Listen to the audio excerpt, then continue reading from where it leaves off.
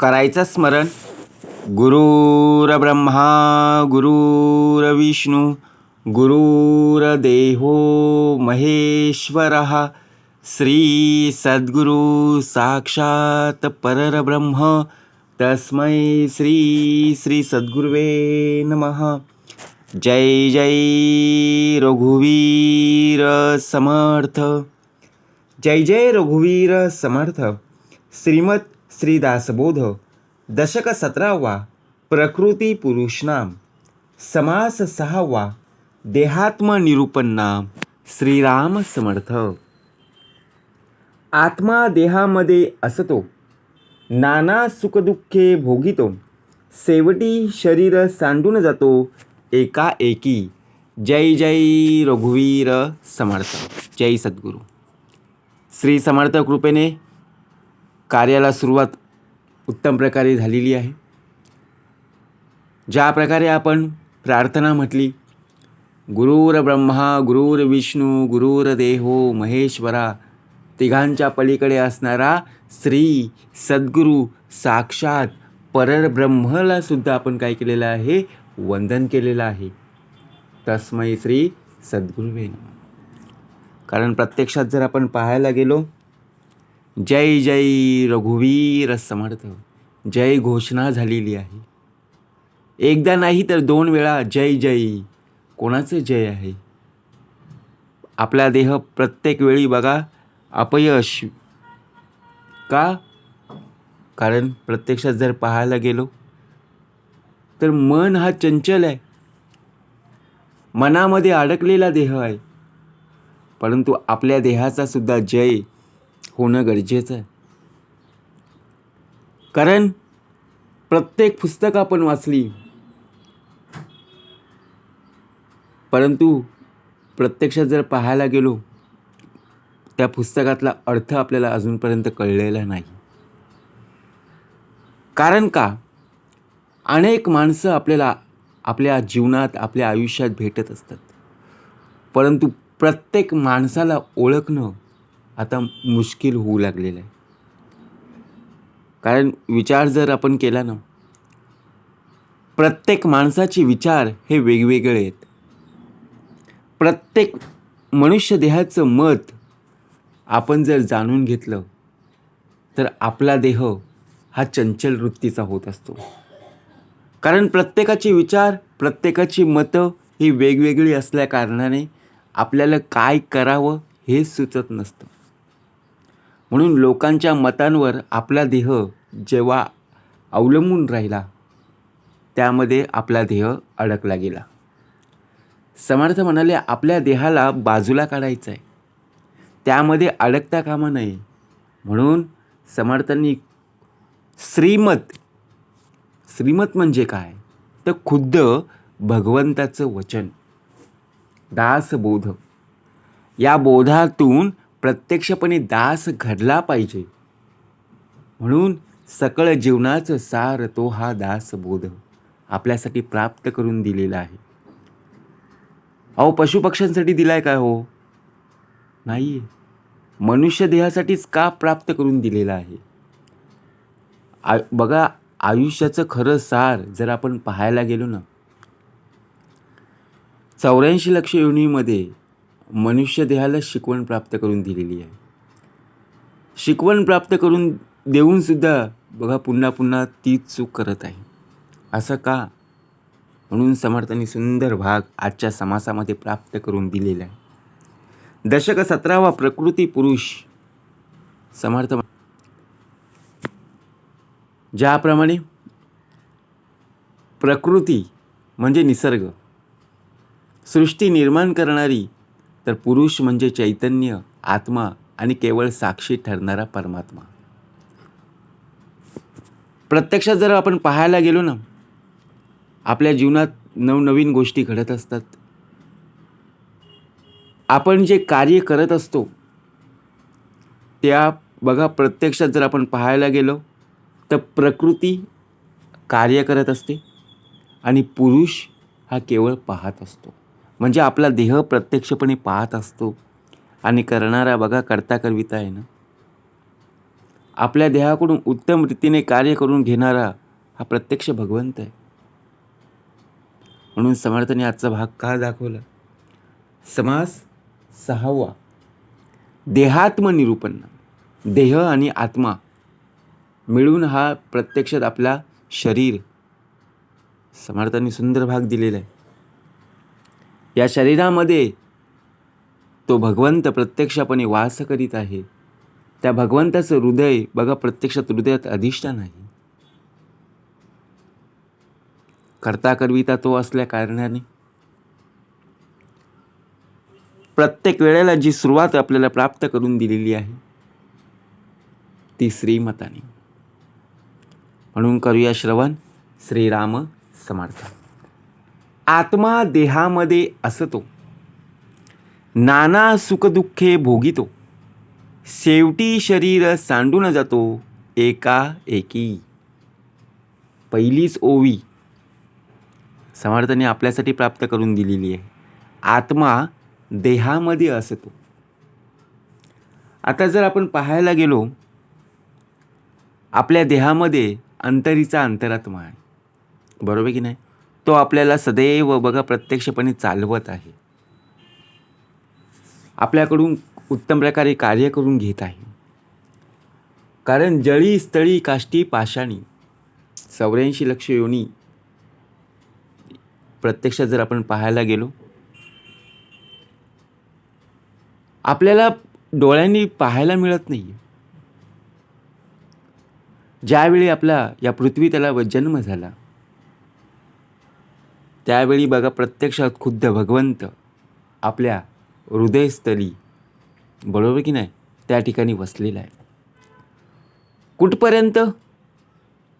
जोपर्यंत आपल्या शेवटचा श्वास असेपर्यंत, शेवटचा दिवस असेपर्यंत तो आपली सेवा करणार आहे. म्हणजेच काय? शेवटचा दिवस गोड व्हावा यासाठी आत्मा देहामध्ये असतो, नाना सुखदुःखे भोगितो.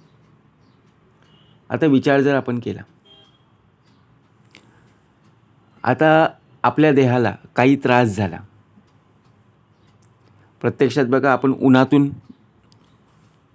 जेव्हा घरी येतो, बरोबर की नाही, त्यावेळी घरी आल्यानंतर बघा आपलं डोकं लागतं की नाही? डोकं दुखायला लागतं.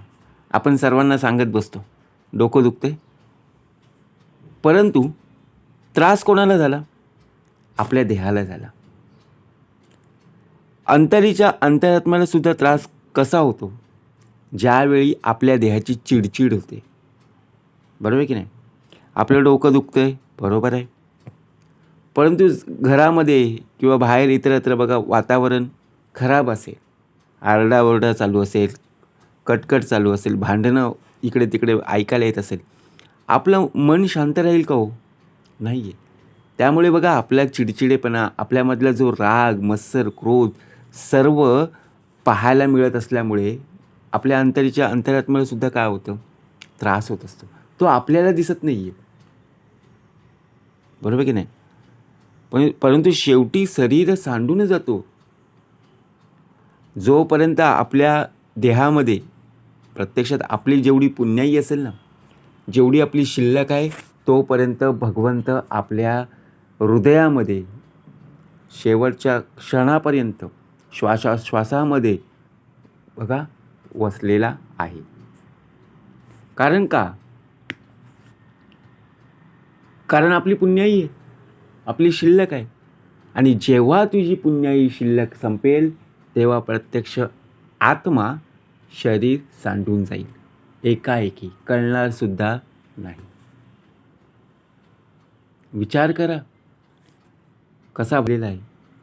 समर्थ म्हणतात आत्मा हा देहामध्ये राहत असतो, अनेक प्रकारचे सुखदुःख तो भोगत असतो, परंतु शेवटी तुझी पुण्याई शिल्लक संपली की आम्ही जातो आमच्या गावा, आमचा रामनाम घ्यावा.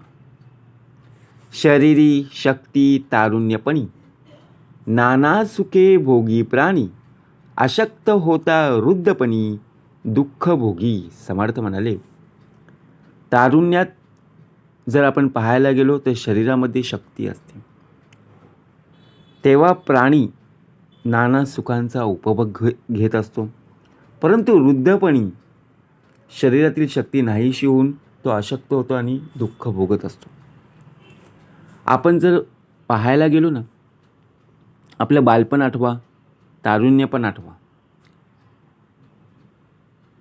आपल्याला जे कोणी काम सांगेल ते आपण लगेच करायचो. आपण पाहत नव्हतो ऊन, वारा, थंडी, पाऊस काहीच पाहत नव्हतो.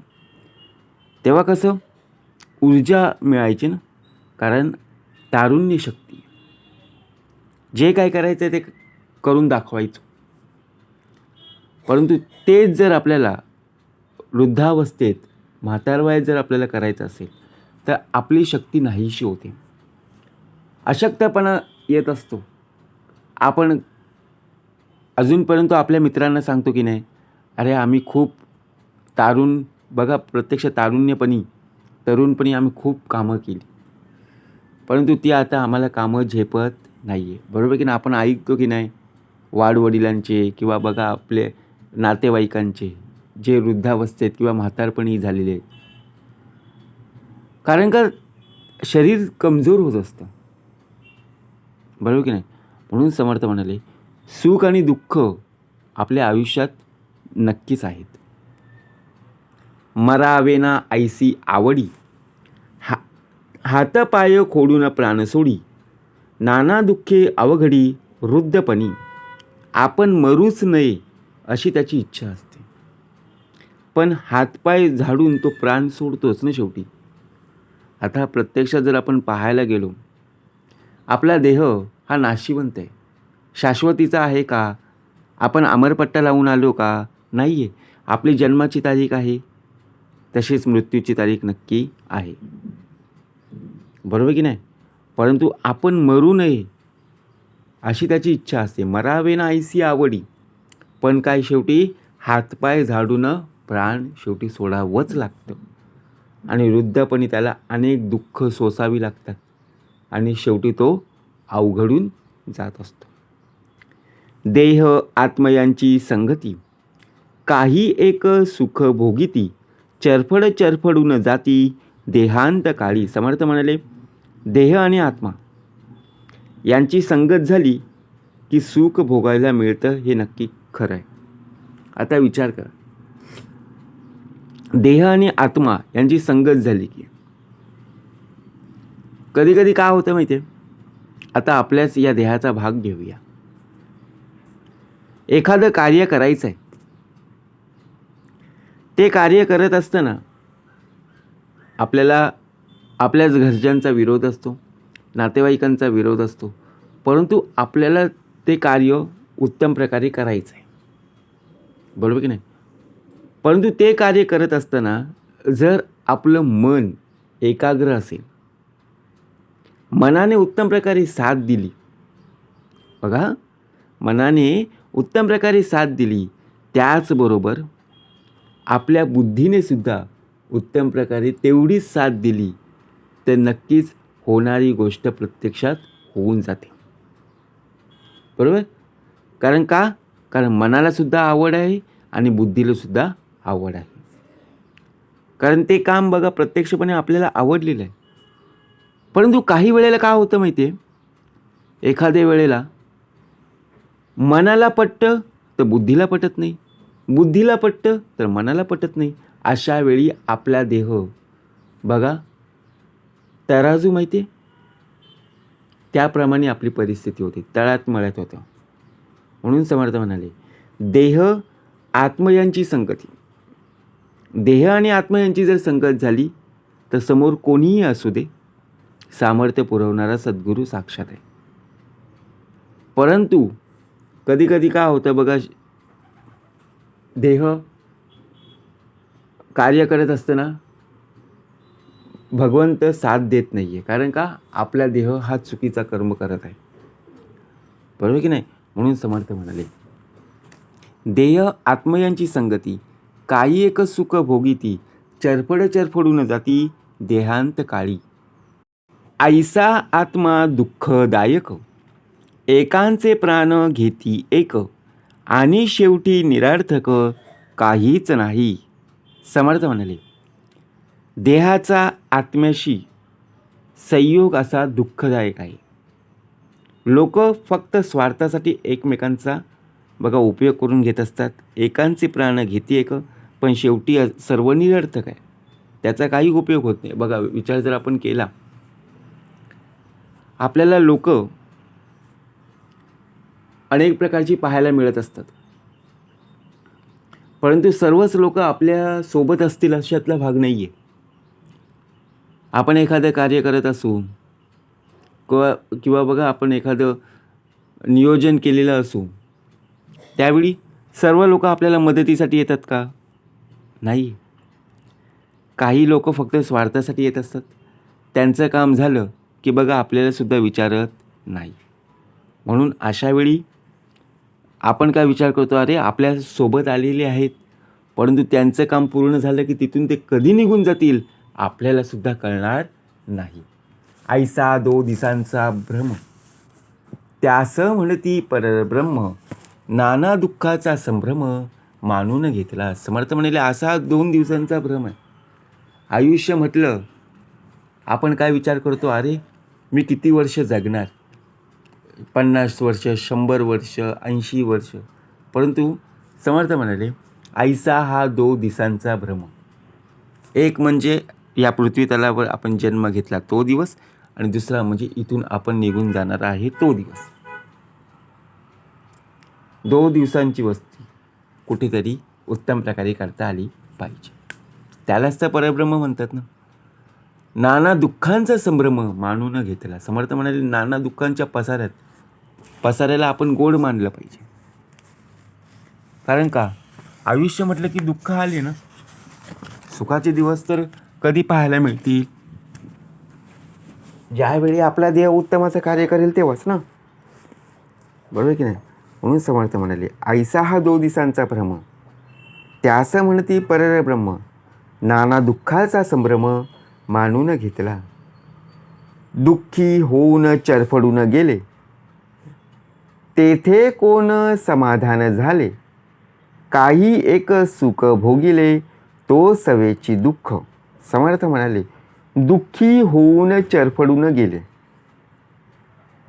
आता समाधान प्राप्त करून घ्यायचं आहे, जीवनात आनंदी राहायचं आहे, परंतु आपला देह जर दुःखी असेल तर समाधान राहील का हो? नाही आहे. काही जण सुख भोगतात तर काही जण दुःख भोगतात. काहींच्या आयुष्यात बघा प्रत्येक वेळेला दुःखच पाहायला मिळते. असं का? आपण विचार करतो, अरे मी प्रत्यक्षात भगवंताचं स्मरण करत असतो, देवाची बघा पूजा करत असतो, तरीसुद्धा माझ्या वाटेला दुःख का? काही एक सुख भोगिले तो सवेचे दुःख.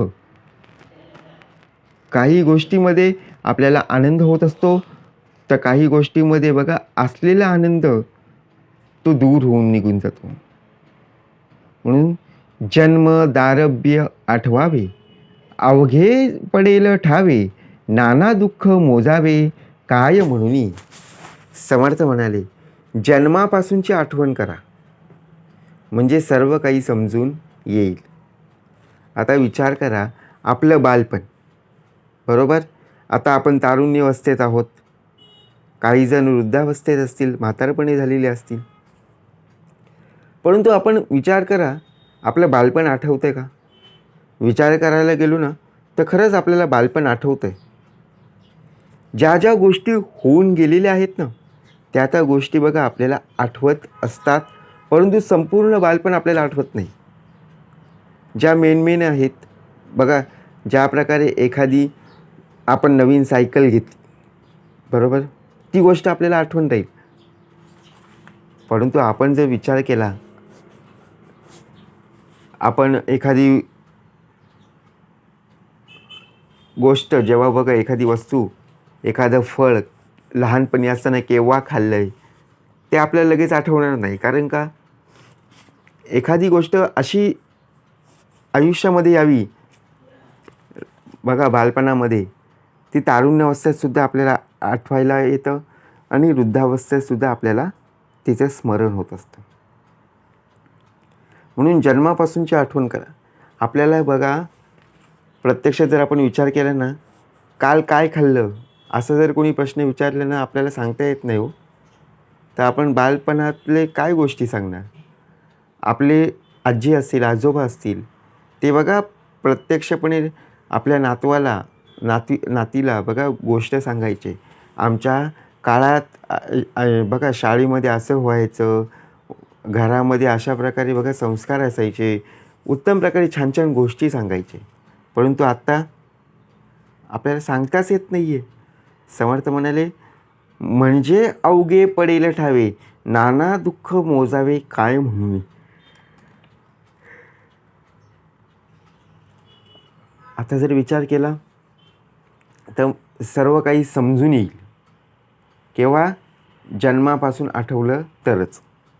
ऐसी आत्मयाची संगती, नाना दुःखे प्राप्त होती, दैन्यवाने होऊन जाती प्राणी मात्र. समर्थ म्हणाले, आत्म्याची संगती अशी आहे, त्याच्या योगे नाना दुःखे प्राप्त होत असतात आणि प्राणी मात्र शेवटी दैन्यवान होऊनच मरून जात असतं. आता विचार करा, आपला देह श्रीमंतीचा आहे, बरोबर? परंतु श्रीमंतीचा जरी देह असला तरी आपण काय विचार करतो, अरे माझ्या आयुष्यात पैसाच नाही आहे. जरी तुझ्या आयुष्यात पैसा आला, कितीही जरी कमावलास, तरी पैसा सोबत घेऊन जाणार आहेस का? नाही घेऊन जाणार. कितीही जरी तुझी बँक बॅलन्स असेल, प्रॉपर्टी असेल, शेवटी दैन्यवाने होऊन तुझा शेवटचा दिवस पाहायला मिळेल. मग उपयोग काय? मग खरा देव तो अंतरी चोरलासे. समर्थ म्हणाले, खरी प्रॉपर्टी कुठे आहे? हे जर आपण विचार केला, आपण काय म्हणणार? पैसा ही खरी प्रॉपर्टी आहे? नाही आहे. तर खरी शिल्लक, खरी पुण्याई ज्ञान, वैराग्य, सामर्थ्य या त्रिवेणी संगमावर आपला देह जेव्हा उभा राहील, त्यावेळी नक्कीच त्याला प्राप्त झाल्याशिवाय राहणार नाही. काही आनंद काही खेद, जन्मवळी पडिला संबंध, नाना प्रकारी विरुद्ध तडातोडी. समर्थ म्हणाले, देह आणि आत्मा यांचा जन्मापासून संबंध येत असतो. कधी बघा प्रत्यक्षात असं झालं आहे का हो, मध्ये भगवंत सोडून गेलेला आहे? नाही ना, असं होऊच शकत नाही. शेवटच्या क्षणापर्यंत तो आपल्यासोबत असणार आहे, सोबत राहणार आहे.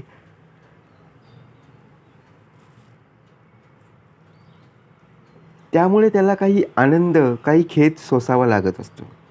जन्मवरी पडिला संबंध, नाना प्रकारे विरुद्ध तडातोडी, म्हणजे नाना प्रकारे मनाविरुद्ध गोष्टी घडत असतात. आता विचार जर आपण केला, काही गोष्टी मनासारख्या घडतात तर काही गोष्टी बघा मनाविरुद्ध घडत असतात. मग असं का होतं? मग आपल्या देहाची बघा ताटातूट होत असते ना. बघा शब्दसुद्धा कसा आहे, अडखळण्यासारखा आहे. ताटातूट, बरोबर की नाही? मग आपण कोणाला दोष देतो? विचार करा, चुकला कोण? तर आपला देह चुकलेला आहे. परंतु आपल्या देहाची आणि भगवंताची कधीही ताटातूट होता कामा नये. निद्रा काळी ढेकून पिसा, नाना प्रकारी वळसा, नाना उपाय वळसा त्यासी होय. समर्थ म्हणाले, निद्रा काळी ढेकून पिसा. आपण जेव्हा उत्तम प्रकारे बघा जेवल्यानंतर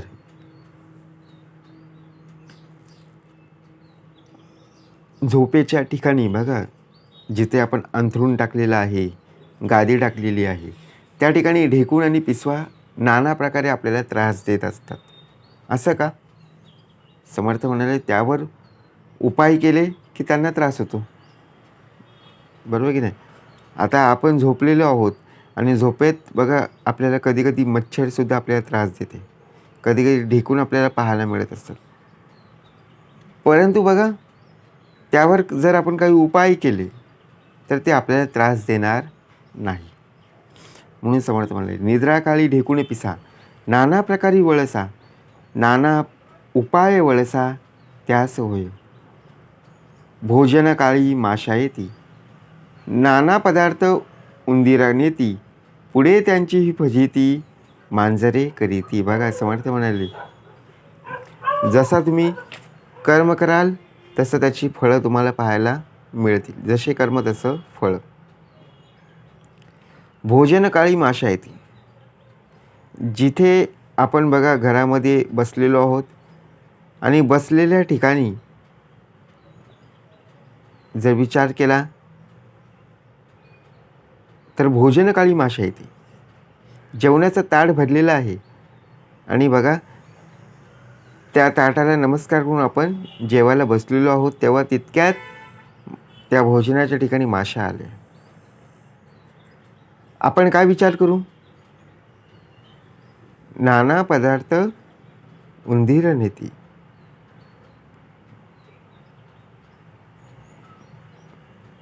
म्हणजे विचार करा. समर्थ म्हणाले, पुढे त्यांची फजिती कशी होते? का इथे आपल्याला थांबावं लागलं? कारण हा भाग आपल्यासाठी. भोजनाच्या वेळी माशा येऊन जर आपल्याला त्रास देत असतील तर पुढे त्यांची फजिती करणाऱ्या शेवटी बघा मनुष्य देह हा नक्कीच आहे ना. वा चामवा गोचिंड, गांधले कानटे उदंड, एकास एक चरफड दोहीकडे. समर्थ म्हणाले, डोक्यातील उवा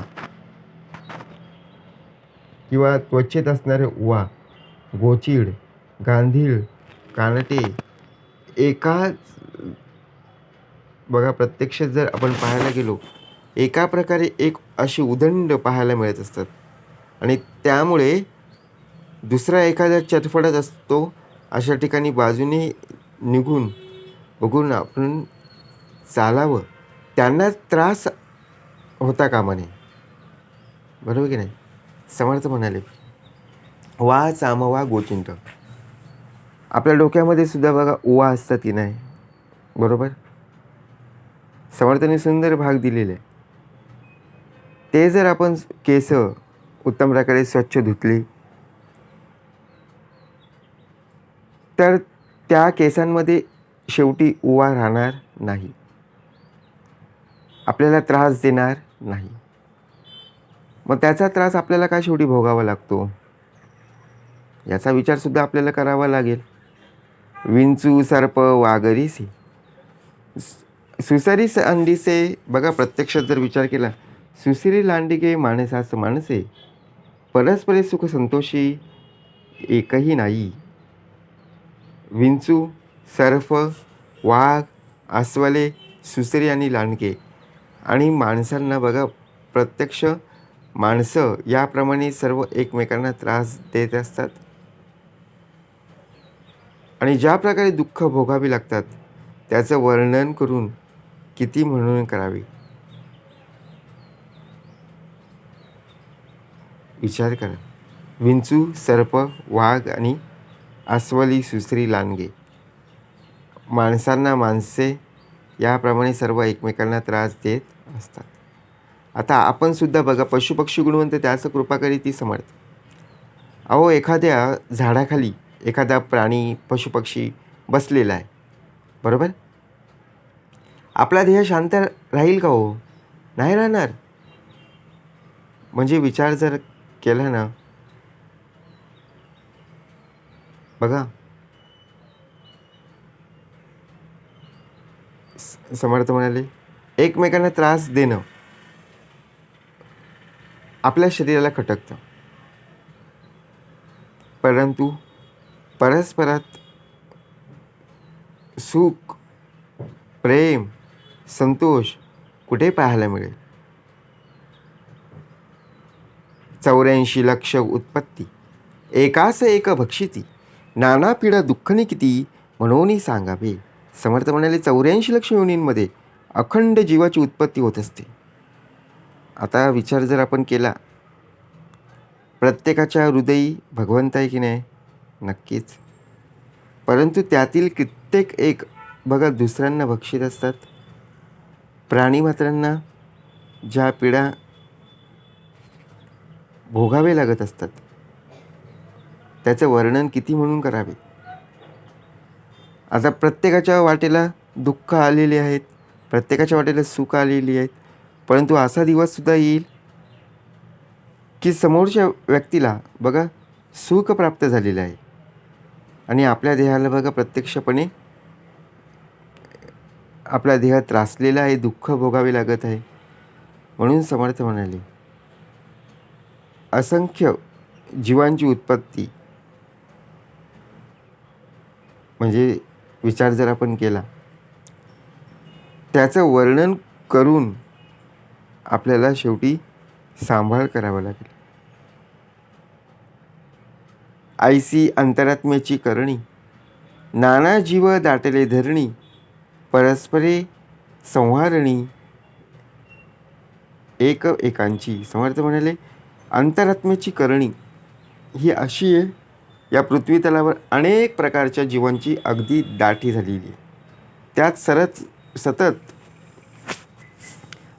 परस्परांचा संहार करणं सुरू असतं. प्रत्यक्ष जर आपण पाहायला गेलो तर ऐसी अंतरात्म्याची करणी. देह बघा, आपला देह जेव्हा घराबाहेर पडत असतो, काळजी घेणारा कोण आहे तर प्रत्यक्ष भगवंत आहे. मग जसं आपण निवेदन ठेवलेलं आहोत, बरोबर की नाही, त्या निवेदनाची पूर्तता करणारा कोण आहे तर प्रत्यक्ष भगवंत आहे. म्हणून अंतरात्म्याची करणी अशी आहे, अखंड रडती चरफडती, विवळव विवळव प्राण देती, मूर्ख प्राणी त्यास म्हणती परब्रह्म. समर्थ म्हणाले, असे प्राणी अखंड रडत असतात, चरफडतात, विवळून प्राण देतात आणि मूर्ख प्राणी त्यास परब्रह्म म्हणतात. विचार करा. समर्थ म्हणाले, असे अनेक प्राणी आपल्याला पाहायला मिळत असतील. जर आपण बोधात्मक भाग घेतला, समर्थ म्हणाले, आपलाच या देहाचा भाग चालू आहे.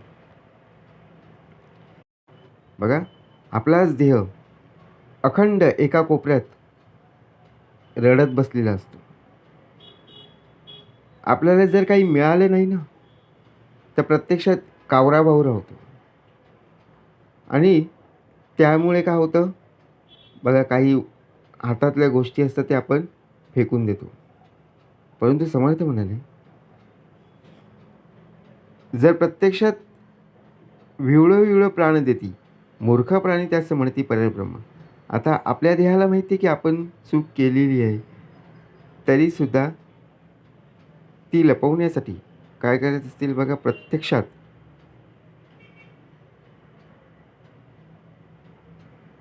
आपण एकमेकांशी बोलत असतो, परंतु काही लोक बघा प्रत्यक्षपणे रडताना पाहायला मिळत असतात, काही लोक हसताना पाहायला मिळत असतात. परंतु मूर्ख मनुष्य देह त्यास परब्रह्म म्हणत असतो. अहो विचार करा, कोणत्या मनुष्य देहासोबत आपला देह असणं गरजेचं आहे? साथ सोबत संगत उत्तम प्रकारे असणं गरजेचं आहे. परब्रह्म जाणार नाही. समर्थ म्हणाले, कोणास दुःख देणार नाही, स्तुती निंदा दोन्ही नाही परब्रह्मी. परब्रह्म अशा ठिकाणी जाणार सुद्धा नाही आणि कोणालाही सुद्धा दुःख देणार नाही, परंतु स्तुती निंदा दोन्ही नाही परब्रह्म.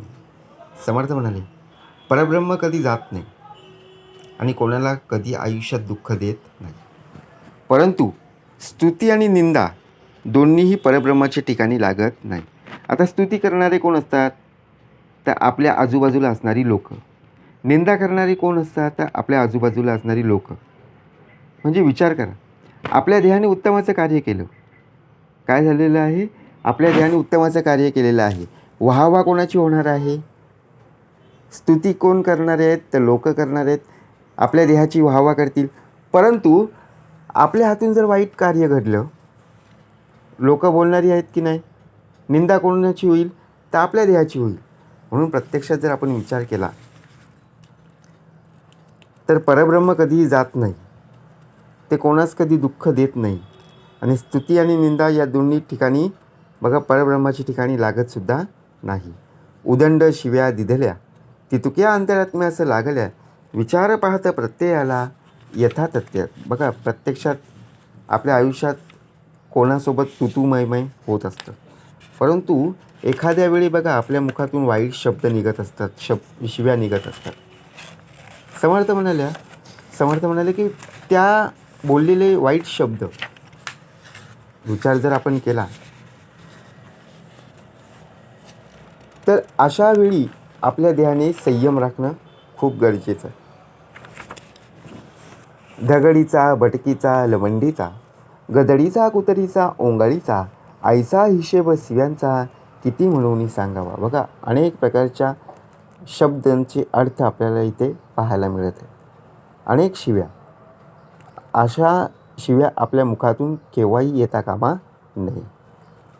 इतके परब्रह्मी लागेना, तेथे कल्पनाची चालेना, तडातोडीचे ज्ञान मानेना कोणी एकासी. यापैकी काहीच परब्रह्माचे ठिकाणी लागत नाही आणि तेथे कुठलीही कल्पना चालू शकत नाही. असंबंध बघा, प्रत्यक्ष ज्ञान कुणालाच मान्य होत नाही. सृष्टीमध्ये सकळ जीव, सकळांस कैचे वैभव, या कारणे ठाया ठाव निर्मिला देवे. समर्थ म्हणाले सृष्टीमध्ये सर्व जीव असतात ना. आता जर आपण पाहायला गेलो, पाण्यामध्ये जर पाहायला गेलो तर जलचर पाहायला मिळतील. पृथ्वी तलावर बघा भूचर पाहायला मिळतील, खेचर, वनचर. डोंगराळ भागामध्ये गेलो तर म्हणजे सृष्टीमध्ये अनेक जीव आहेत. त्या जीवांमध्ये बघा प्रत्यक्ष जर आपण पाहायला गेलो तर सृष्टीमध्ये सर्व जीव आहेत. त्यातील सर्वांनाच वैभव कसं प्राप्त होईल विचार करा. प्रत्येकजण श्रीमंत आहे का? नाही आहे. कोणी श्रीमंत आहे तर कोणी गरीब आहे. म्हणजे विचार जर केला तर आपल्या हाताची बोटं समान आहेत का? नाही आहे. तर सर्वजण श्रीमंत होतील का? नाही होणार. म्हणूनच देवाने योग्य अयोग्य प्रत्यक्षात याचं वर्णनसुद्धा प्राप्त करून दिलेलं आहे. उदंड लोक बाजारीचे, जे जे आले ते तेवेचे, उत्तम ती तुके भाग्याचे लोक घेती. समर्थ म्हणाले बाजारात उदंड लोक येत असतात. बाजारात जे जे विकायला आलं की बघा प्रत्यक्षपणे ती लोक घेत असतात. त्यासाठी तुडुंब गर्दी करत असतात. आणि भाग्यवान लोक जी असतात, नशीबवान, ते मात्र उत्तम असतील तेच घेतात. येणे न्याये अन्न वसन, येणेची न्याय देवताचरण, येणेची न्याय ब्रह्मज्ञान प्राप्तव्यासारिखे. समर्थ म्हणाले याच न्यायाने अन्न, वस्त्र, देवदेवताचरण आणि ब्रह्मज्ञान हेही प्रारब्धानुसार प्राप्त होत असते. अवघेच लोक सुखी असती, संसार गोड करून नेती, महाराजे वैभव भोगिती, ते करंटे असं काहीचे. समर्थ म्हणाले सर्वच लोक आपण सुखी आहोत असं म्हणतात आणि संसार गोड करून घेत असतात. पण विचार जर आपण केला तर प्रत्येकजण प्रत्येकाच्या संसारामध्ये सुखी आहे का? नाही आहे. काही ना काहीतरी बघा कमी आहेतच. तरीसुद्धा आपण लोकांच्या समोर बघा प्रत्यक्षपणे माझ्या संसारात काहीही कमी नाही आहे असं आपण दाखवत असतो. बरोबर की नाही? म्हणून समर्थ म्हणाले परंतु अंती नाना दुःखे, तेथे होते सगट सारखे, पूर्वी भोगिले नाना सुखे, अंती दुःख सोसवेना. ज्या ज्या वेळेला तुम्ही प्रथमतः सुख उपभोगलेलं आहे ना, शेवटच्या क्षणाला नक्कीच दुःख उपभोगल्याशिवाय राहणार नाही. परंतु कर्म हे उत्तमाचे असणं गरजेचं आहे. कर्म जर वाईट केले तर बघा प्रत्यक्षात कितीही जरी तुझ्या आयुष्यात सुख असेल तरी दुःखाचा प्रवास तुला शेवटी करावाच लागेल. कठीण दुःख सोसवेना, मात्र शरीर सोडिना, मृत्यू दुःख सगट जना, कासावीस कधी. मग समर्थ म्हणाले एकीकडे कठीण दुःख सोसवत नाही आहे आणि एकीकडे वासनेमुळे बघा प्रत्यक्षात शरीर सोडत नाही आहे. याचप्रमाणे मृत्यूकाळाचे दुःख सरसकट सर्व लोकांना कासावीस करून सोडत असतात. आपल्या आयुष्यात कठीण दुःखसुद्धा येतात आणि त्यामुळे बघा चांगले दिवससुद्धा पाहायला मिळत असतात. नाना अवयवहीन झाले, तेसेची पाहिजे वर्तले, प्राणी अंतकाळी गेले, कासावीस होनी. समर्थ म्हणाले काही जणांचं बघा प्रत्यक्ष जर आपण विचार केला शरीर निकामी होत असतं. काही वेळेला आजारी असतात बघा लोक, रोगाने किंवा एखाद्या वेळी आजाराने त्यांचं शरीर निकामी होत असतं. त्यांना तसंच काम करीत जगावं लागतं आणि शेवटी अंतकाळी कासावीस होऊन बघा ते निघून जात असतात. रूप लावण्य अवघे जाते, शरीर सामर्थ्य अवघे राहते, कोणी नसता मरते आपदे आपुदो. समर्थ म्हणाले वृद्धपणी रूप आणि लावण्य सर्व जाते. आपण तरुणपणी किती बघा कसा दिसायचो, परंतु वृद्धपणी जर आपण पाहायला गेलो तर बघा सर्व सुरकुती आपल्याला पाहायला मिळत असं. शरीराचे सामर्थ्यही सर्व नष्ट होत असते आणि जवळ कोणीही नसताना त्याला बघा दुःख भोगावे लागत असतं. भोगून अभोगता म्हणती, हे तो अवघेची फजिती, लोक उगेच बोलती पाहिला विन. आणि तरी लोक त्याला भोगून अभोगता असं म्हणतात. खरं तर सर्व फजितीच असते, पण लोक पाहिल्याशिवाय उगीच बोलत असतात. अंतकाळ आहे कठीण, शरीर सोडून प्राण, बराड्यासारखे लक्षण अंतकाळी. समर्थ म्हणजे अंतकाळ फार कठीण असतो. प्राण शरीर सोडत नाही आहे आणि अंतकाळी केविळवाणी असहाय्य आणि अस्वस्थ बघा प्रत्यक्षपणे पाहायला मिळत असतो. म्हणून समर्थाने शेवटची ओवी आपल्यासाठी प्राप्त करून दिली. अंतकाळ आहे कठीण. आपलं आयुष्य कसं आहे, सोपं आहे का? नाही आहे, कठीणता आहे. शरीर सोडून प्राण, बराड्यासारखे लक्षणं अंतकाळी. इति श्रीदासबोधे गुरुशिष्य संवादे देहात्मनिरूपणाम समास 6वा. जय जय रघुवीर समर्थ.